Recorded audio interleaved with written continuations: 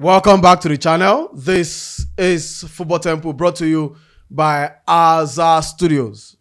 Temple G's is on the card. I'm joined in the studio by, of course, Manchester United fake legend, one who has who went trophyless last season, who believes that Ruben Amorim is the man, the future, and the best man to lead Manchester United into what used to be their former glory days. His good name is Shakari Praise. Of course, on my left and on my right is a man who still believes that in his generation, Arsenal will win the Premier League title, and he will be able to tweet that we are Premier League champions. But after 5 years of trusting the process with one man called Mikel Arteta, Arsenal are instead piling up the pressure and buying more defenders and buying goalkeepers, and have gone back to Chelsea to sign yet another goalkeeper. CEO Baojismida Otumba joins me.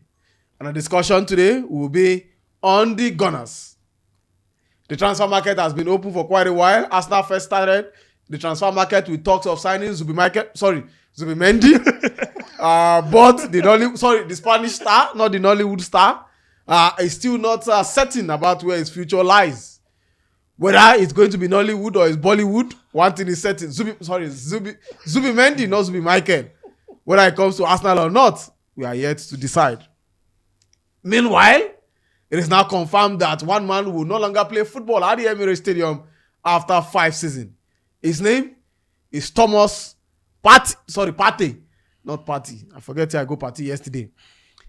It's been announced that he will leave Arsenal come the end of June in the coming days, and he will depart the club. But instead, Arsenal have turned their attention to a 31-year-old, just 1 year younger than Thomas Partey, in Christian Norgaard. Meanwhile, other clubs are signing players like, listen to the names of the players.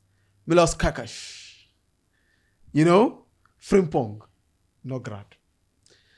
Meanwhile, Arsenal are close to completing the signing of Chelsea goalkeeper Kepa Arrizabalaga. Still the world's most expensive goalkeeper, if my memory serves me right. When he joined Chelsea from Athletic Bilbao a couple of years ago, he will now join Arsenal for the 10th transfer involving Arsenal and Chelsea in recent times. Otumba, what is happening to your Arsenal side? We know that Arsenal's biggest problem is to sign a striker. We know. Yeah. The world know that your biggest problem is to sign a number 9. What are you doing with a defender again? But let's start with Thomas Partey's exit. Now, there have been a lot of talks. It is about the money. Arsenal are not willing to pay him, this and that. He has a long list of injury record, which I will read out. But is Noorgard an upgrade? Or is it a direct replacement for Jorginho? Why Zubimendi will come in as a direct replacement for Thomas Partey? Because I'm struggling to understand what Arteta's plan is for the new season. Personally, I feel disappointed that we have to talk about Thomas Partey leaving the Emirates Stadium. It's something that has left a bitter taste in my mouth. But the truth is, the fact that the Ghanaian midfielder and Arsenal have not been able to come to agreement on a contract extension, they just have to let him go. In less than 5 days from now, he'll be free to talk to other clubs. And with what we've read and what we've been hearing, Saudi Arabian clubs are calling, are interested. And what we've also heard is that the Ghanaian midfielder wants to stay in Europe. And it remains to be seen where his next destination will be. But a couple of days ago, started hearing that Christian Norgaard, the 31-year-old Danish midfielder, has been linked with a £15 million move to the Emirates Stadium. And I was asking myself, wow. But the fact that he's Premier League proven is the only reason why I feel just maybe it would just be a quick fix to that to the exit of Jorginho, who has been doing wonders with Flamengo at the Club World Cup. And the fact that this man is someone that will be an option during dead ball situations He's someone that is very good with tackles. He intercepts passes, and it's not a stroll in the park that he's the captain of Brentford, and the fact that Mikel Arteta has seen something in him. I remember a game involving Arsenal and Brentford last season. Every one of us, even those of us watching right here in Abuja, were shouting red card to that young man because he knows how to do those tackles. In fact, agricultural tackles to be specific. So just maybe he will bring some steel into that midfield. You know, So it's the right decision to let a player. Personally, I feel Thomas Partey's rank go. Personally, I feel the guy, the Cameroonian-born French under 20 player Aguame or something that plays for Sevilla. He has also been linked with Arsenal, but it seems as if maybe that is a talk for another day. But right now it's Christian Norgaard, and just maybe, like I said earlier, it might just be a short-term solution to that Arsenal midfield and to fill the void that has been left by Jorginho, the Brazilian-born Italian international. I know say your club not even serious. No even stress. Normally, we're not serious normally. What do you mean by that? But they are making moves to sign players. Well, they're making moves, but they're not signing. They are making moves. I like the fact. But the same cannot be said. Reason them. All about Arsenal. Arsenal has been linked to. Arsenal the reason say they won't win Premier League, but they allow experience come out. They bring experience. In Brentford, then go talk. In Brentford, where is Brentford highest position since they came to Premier League? 7th. I think it was 8th or 9th. They didn't get to 7th. That's the highest. 9th, huh? Your highest. What experience is he bringing? Okay. Are you going to compare? Will Tottenham fans too will they be saying what experience with their manager? After not heading for doom like this. So you don't reach that. You don't reach that level now. You don't reach that level now. Jorginho and Partey leave club. Otumba. So you don't reach that level where they compare Arsenal with Tottenham. The Europa League. Look at yourself. The Europa League. Look at yourself. Look at the state of the club. But look at the state of the club. Which club? Look at the state of the club. Which club? Anyways, I like as you started your statement with you are disappointed. I put it to you that at the end of next season you'll be disappointed. I won't. Arsenal is cooking. Okay. For the last I like your intro. They have been hoping and trusting you, just like when they say in Christian terms, we'll be hoping and trusting in God. Arsenal have been hoping and trusting in Mikel Arteta, and he's going from bad to worst, right? I mean, I'm telling you for a fact that come end of next season, you'll be more disappointed than you are now. I don't think so. A club with. No, I thought towards like at the beginning of at the end of last season, right? When the season just ended, maybe like a month after or so, or some weeks after, when the hear talks say they won't renew, they won't give an extended contract. I don't know how all of a sudden they let a player like that go. We know saying gets injury record. He's been a lot of times on the hospital bed, on the treatment table. We know say he don't did there, but Thomas Partey is one player that I don't think any player in the Arsenal side, he has something that not any other midfielder in the Arsenal side has, right? He's just different. The likes of their Declan Rice, we know say he's technical too. He's technically gifted to some extent, but he doesn't have that doggedness that Thomas Partey has, right? I don't think there's any other player in the Arsenal settings that does have it. He can play. We've seen a lot of times he's played excellently from the defensive position.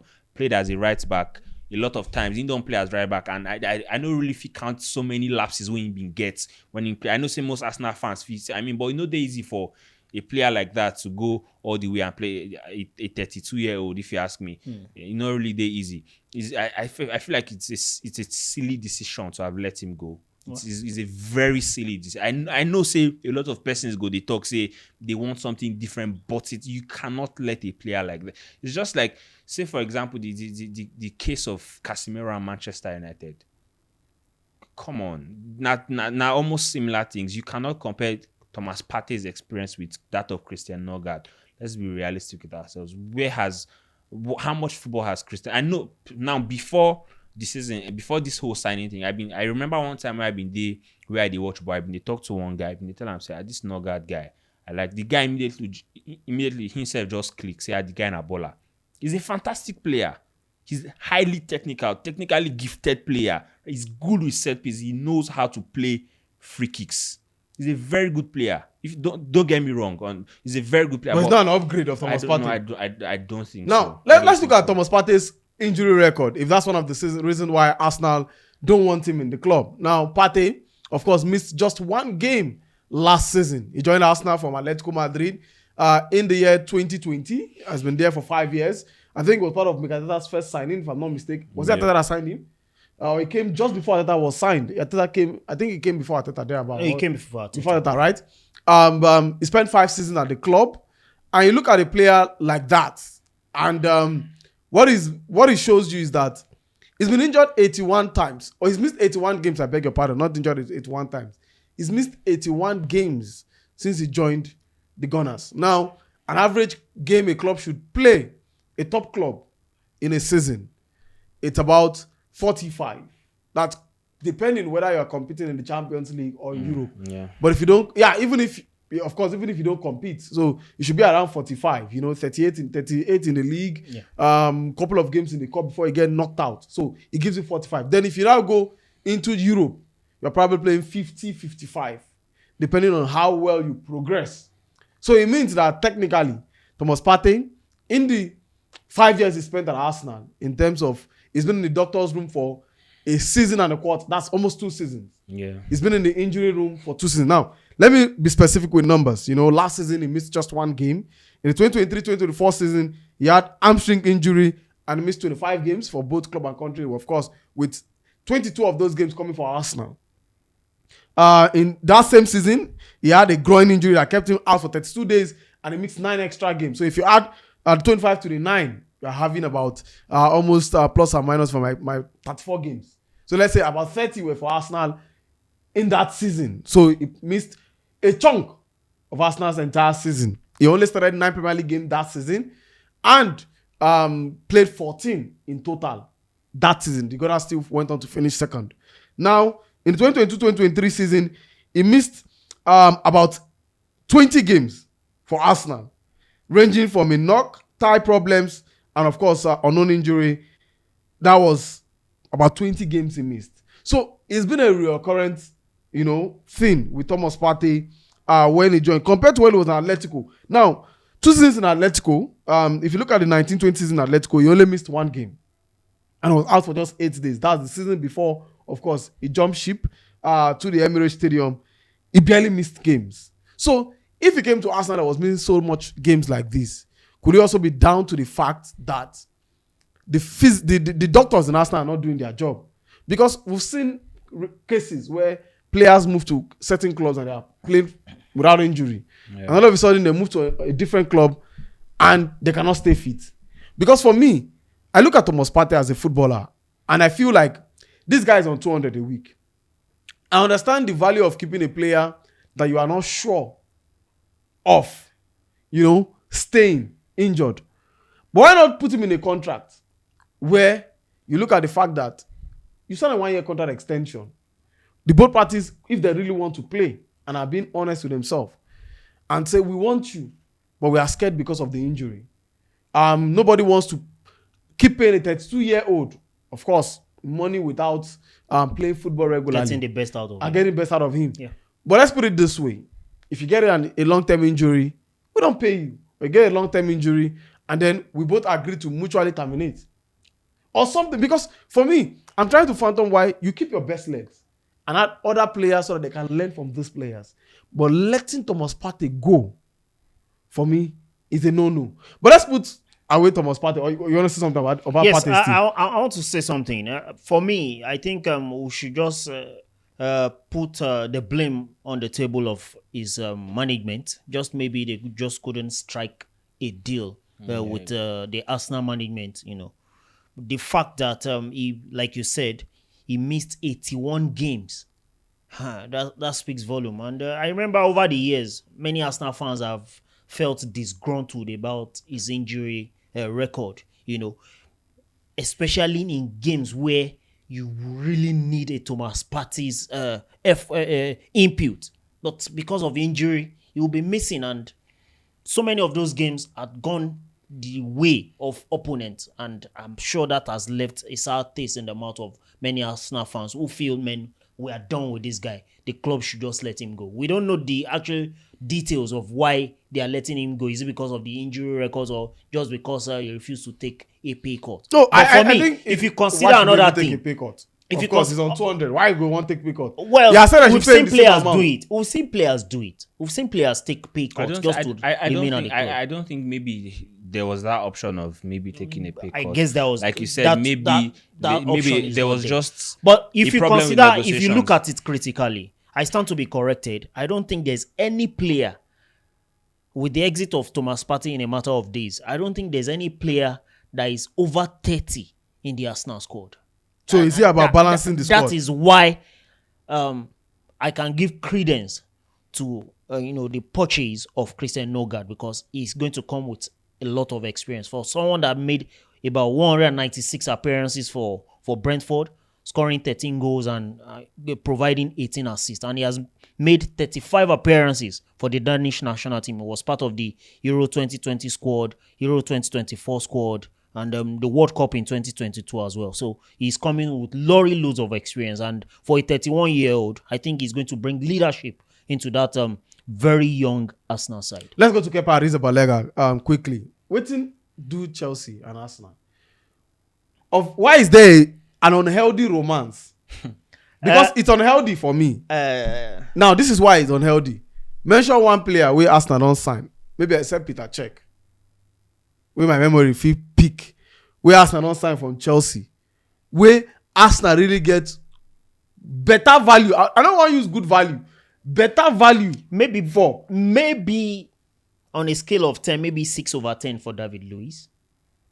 He did his bit too. It was calamitous a lot of times. Well, but he did. That's why I said on a scale of 10. On a regular, a calamitous 6/10. player. So, But at some point, he was a mainstay in that defense. based on say Una no good then, so it was an upgrade. Yeah. It was Of like course, the best yes, thing they it had was now. in Come the on. land of blind man, a half-eyed man. About to But the truth is, but come on, what is the Arteta building? It's a sixth goalkeeper. This became Arsenal's coach. of course, the likes of Carl Hein would definitely leave. So why are you signing goalkeepers? For what? Because I struggle to understand what Arteta they try to do. What is his priority? That 5 million where they go pay for Kepa. If you carry and put on top, you join and you don't get. But Joan Garcia that just joined Barcelona was to be signed for about £25 million, if I'm not mistaken.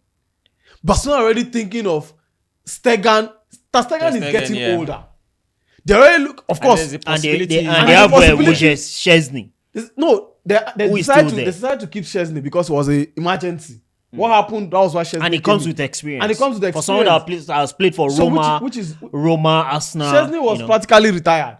Yeah, He came out of already retirement. So retired. Barcelona brought him out.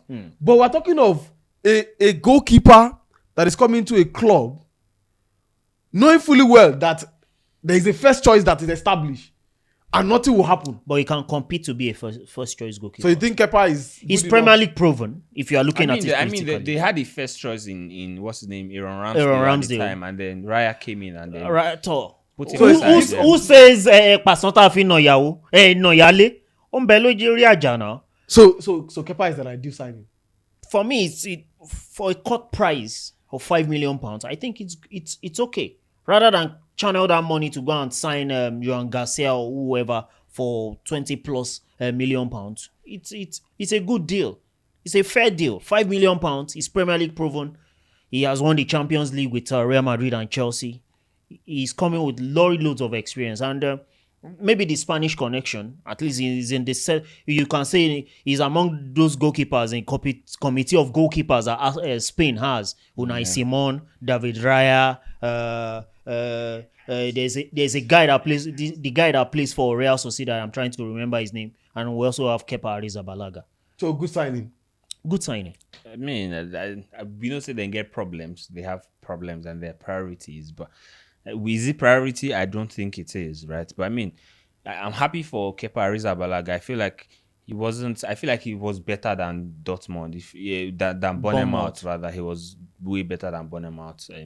Getting a bigger club at Arsenal. If you ask me, I don't talk this thing before for that place. Say, Kepa Arrizabalaga is better than David Raya. If you ask me, he's a much better goalkeeper than Raya.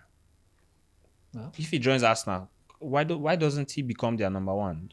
Give it to him. He can compete to be number one. Come on, he's better than the rest of them. The Ramsdale most likely would leave, right? Ramsdale is no longer an Arsenal player. I mean, well, I thought he left on loan to. No, he was left outright sale. Outright to Southampton. In fact, right now he's in Besiktas and Fenerbahce that are looking at him for him. So I mean, if you ask me, he's a better goalkeeper than they have in David Raya. So when are we signing to be Mendy? Mendy is a done deal. I think it's an agreement for his for him not to be unveiled until July 1st. So it's a done deal. £51 million. That's a done deal. Arsenal are still in the market for another centre back for Valencia. Yes. Yeah. A backup for William Saliba makes a lot of sense. Mosquera is an under-21 Spanish international. Luis Kelly has signed a new contract. Very good one. I think it's the future. I think the fact that they are even considering Mosquera goes to show that they want to, give William Saliba a breather next season. But he doesn't have to play in so many games. But there's a problem up front. There's a problem up front. There's still Gabriel. There's always a problem. There's Gabriel Jesus. No, Martinelli. There's still Martinelli. Well, recently was linked with a move to Bayern Munich. We heard that Bayern Munich are interested in his service. For me, I would have loved him to stay. But if they get a good deal, if they are able to strike out a good deal with Bayern Munich, recoup some good money and use it, to get another person. I mean, even if they get 5-10, how much did they sign the guy? At least two players are being linked with Arsenal right now as far as wingers are concerned. Eberechi Eze and Rodrigo. Whoever comes is fine by me. Delusion. Can Arsenal pay Rodrigo?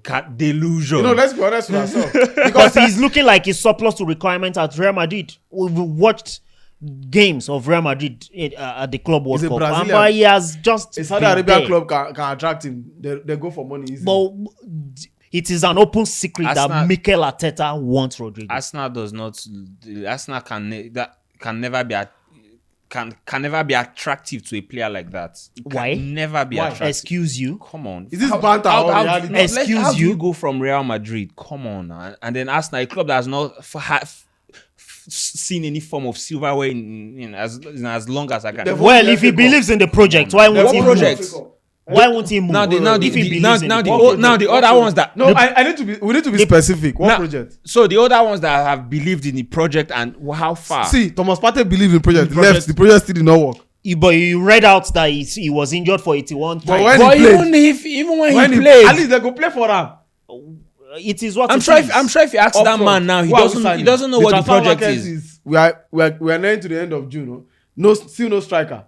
Well, the same thing applies to many clubs that have not signed. That it is not cast in stone that Arsenal will not sign a striker. I still believe strongly that, and better, the director of football is cooking. Gyokeres, Sesko. Whoever comes is fine by me. Even if they go and wake my great-grandfather from his grave just to, play up front, is fine by me. Well, Arsenal's hunt for top number 9 continues. Whether it's Gyokeres, Sesko, or even I was corrected online too when I used the word even Victor Osimhen. The word the word even Victor Osimhen is not to undermine our own striker, arguably one of Africa, if not one of the best in the world. The word in that context was like, go for Osimhen. At least make you get quality number 9 for front. If the ones where they go for, no one come for you. But Arsenal, of course, already have Kepa in the bag. Just about announcement, remaining official announcement. And of course, they are also the defender from Valencia. They are working on it. Jaro Hato. And of course, Noorgard also. They are also working. Hato from Ajax. They are also working on Look it. at you. And a lot of players. Yes. But one thing I want to know, and I want to ask Arsenal fans, what exactly is Mikel Arteta's obsession with defenders and goalkeepers and midfielders? Every transfer market, it looks like it's a pattern. Once the transfer market open, I go sign one goalkeeper, sign one attacker, then I go add midfielder, and don't address the core problem, which is the number 9 for Arsenal. Temple Gist brought to you by Azar Studios.